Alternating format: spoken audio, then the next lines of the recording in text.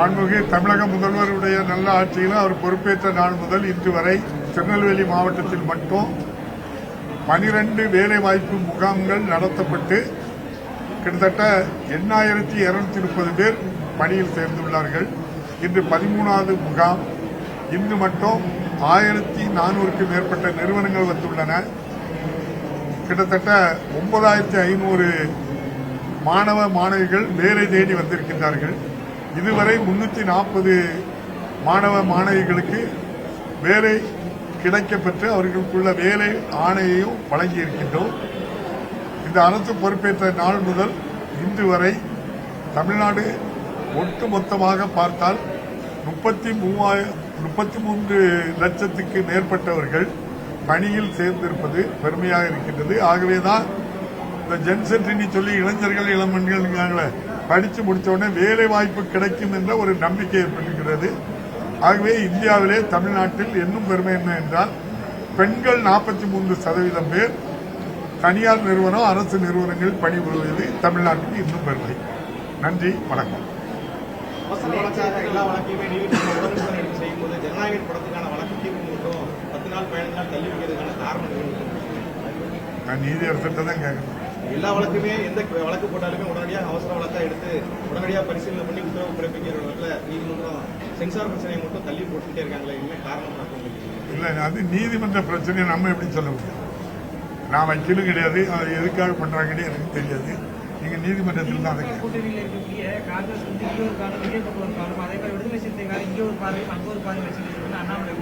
அப்படி நீங்களும் அண்ணாமலே நினைச்சாக்கி நான் பதில் சொல்ல முடியாது. அது அவர் விருப்பத்தை சொல்லியிருக்கலாம். ஆளுநர் நேற்றைய முன்தினம் ஒரு விழாவில் பேசும்போது திருப்பரங்குன்றம் விவகாரத்துல தீர்ப்பு வழங்கிய நீதிபதிக்கு தமிழ்நாட்டில் அச்சுறுத்தல் கொடுக்கக்கூடிய வகையில நடந்துகிட்டாங்க. ஒரு நீதிமன்றத்தினுடைய தீர்ப்பை மாண்பை குலைக்கக்கூடிய வகையில் நடந்துகிட்டாங்கன்னு ஆளுநர் ஒரு குற்றச்சாட்டை முன்வைக்கிறார். அது தவறு. நம்முடைய மாண்புமிகு ஆளுநர் சொன்னது 100% தவறு இல்லை, தப்ப வேணும்னே சொல்றாங்க. அது தப்பு. நீதிமன்ற தீர்ப்பையோ அந்த தீர்ப்பு வழங்கியவர்களையோ எதிராட்டு இந்த அரசு செயல்படுது. இந்திய அரசியலமைப்பு சட்டத்தில் இருக்கக்கூடிய வாய்ப்பை பயன்படுத்த நான் வக்கீல் இல்லை, எனக்கு ஒன்றும் தெரியாது. நீங்க 1930-17 இருந்து இந்த பிரச்சனை இருக்குன்னு சொல்றாங்க. ஆளுநர் சொன்னதுனால நான் இதை திருப்பி சொல்ல வேண்டிய நிலை வந்திருக்கு. நானா சொல்லல, மூத்த வழக்கறிஞர்கள் சொன்னதை சொன்னேன். இதே திருப்பரங்குன்றம் அந்த தீபயேற்றுதல் நிகழ்வுக்கு தனி நீதிபதி ஒரு தீர்ப்பு வழங்கியிருக்காங்க. பெஞ்சில் 2 நீதியரசர்கள் தீர்ப்பு வழங்கியிருக்காங்க. 3வது நீதியரசரும் தீர்ப்பு வழங்கியிருக்காங்க. 3 நீதியரசர்கள் ஒரு பொருள் குறித்து 3 நீதியரசர்கள் தீர்ப்பு கூறிய பிறகு திரும்ப ஒரு பெட்டிஷனை தனியார் ஒரு ஆள் போட்டு ஒரு தனி நீதிபதி தீர்ப்பு வழங்கக்கூடாது அப்படின்னு நான் சொல்லல, நிறைய வழக்கறிஞர்கள் சொல்றாங்க. அது பெஞ்சுக்கு அனுப்புவதோ, நீங்க முதல்ல 3 நீதியரசர்கள் கொடுத்த தீர்ப்பை எடுத்துதான் அதுலயும் நியாயம் கிடைக்கலன்னா 5 நீதியரசர்கிட்ட அனுப்பலாம். திரும்பவும் 1ல இருந்தே ஆரம்பிச்சாது நியாயமானு கேட்கிறாங்க. அந்த வகையில தமிழக அரசு ஒரு தீர்ப்பு வழங்குது. அது அவ்வளவு நீங்கள்லாம் பத்திரிகைகள் ஊடகங்களில் பார்த்திருப்பீங்க. எந்த நீதியரசருக்கும் ஒரு தீர்ப்பை வழங்கிட்டு அந்த ஸ்பாட்டுக்கு போட்டாங்க. அது ஒரு சிச்சுவேஷன், லாண்ட் ஆர்டர் பிரச்சனைலாம் வரும். அரசு எல்லாருக்குமான அரசு, எல்லாரையும் பாதுகாப்பான அரசு.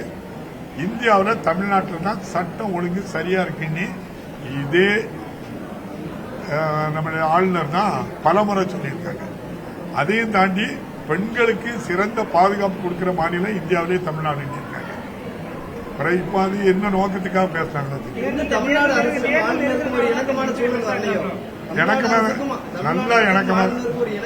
நாங்க இணக்கமா தானே இருக்கோம். இப்ப இந்த ஆண்டும் 20ஆம் தேதி அசம்பிளி கூடுது. அவங்ககிட்ட அனுமதி வாங்கி தான் அசம்பிளியை கூட்டியிருக்கேன். அந்த நிகழ்ச்சிக்கு வாங்கி கூப்பிட்டுருக்கேன். அவ்வளவுதானே. நேரிலேயே போய் கூப்பிட்டாச்சு. அழைப்புதல் ஓரிரு நாட்கள் அது ரெகுலரா கொடுப்பாங்க. நம்ம நேரில் போய் கொடுப்போம். அமித்ஷா உள்ளிட்ட 3 பாஜக பிரமுகர்கள் நிலக்கரி சம்பந்தப்பட்ட ஊழல் ஆதாரம் அது அந்த அம்மாட்ட ஆதாரம் இருக்குன்னு சொல்லியிருப்பாங்க. சொன்னது சீஃப் மினிஸ்டர்ல நம்ம அதை புறந்தள்ள முடியாது. ஆனா அது இடியோ சிபிஐயோ விசாரிக்க மாட்டாங்கல்ல. இல்ல இடி ரெய்டு நடத்திட்டு இருக்கும்போதே மமதா பானர்ஜி அவர்கள் வந்து அந்த மாநிலத்தினுடைய காவல்துறையோட சேர்ந்து போய் அங்கிருந்து ஆவணங்களை எடுத்து சென்றதுதான் ஒரு விமர்சனம் கோர்ட்ல இல்ல, அது ஒரு முதலமைச்சருடைய அனுமதி இல்லாம பேருந்தா முதலமைச்சருக்கு கோபம் இருக்கு. முதலமைச்சர்கிட்ட கேட்டிருக்கணும்ல, அனுமதி தான் போகணும். அந்த மாநில முதலமைச்சர் தகவல் சொல்லிட்டு தான் பேரு. அதான் உங்களுக்கு தெரியுமா? அவங்களுக்கு ஒரே ஒரு நோக்கம் தானங்க, தமிழ்நாட்டில் அமைதியா இருக்கு, கலவர பூமி ஆக்கணும் முயற்சி பண்றாங்க. முடியாது. இங்க நம்முடைய முதல்வர் சட்டத்தின் ஆட்சி நடக்கு. அதனால எதை பற்றியும் கவலைப்படாம எல்லா மக்களுக்கும் பாதுகாப்பு கொடுங்க. நிச்சயமா கலவரம் ஏற்படுத்த யாரையும் அனுமதிக்க மாட்டோம்.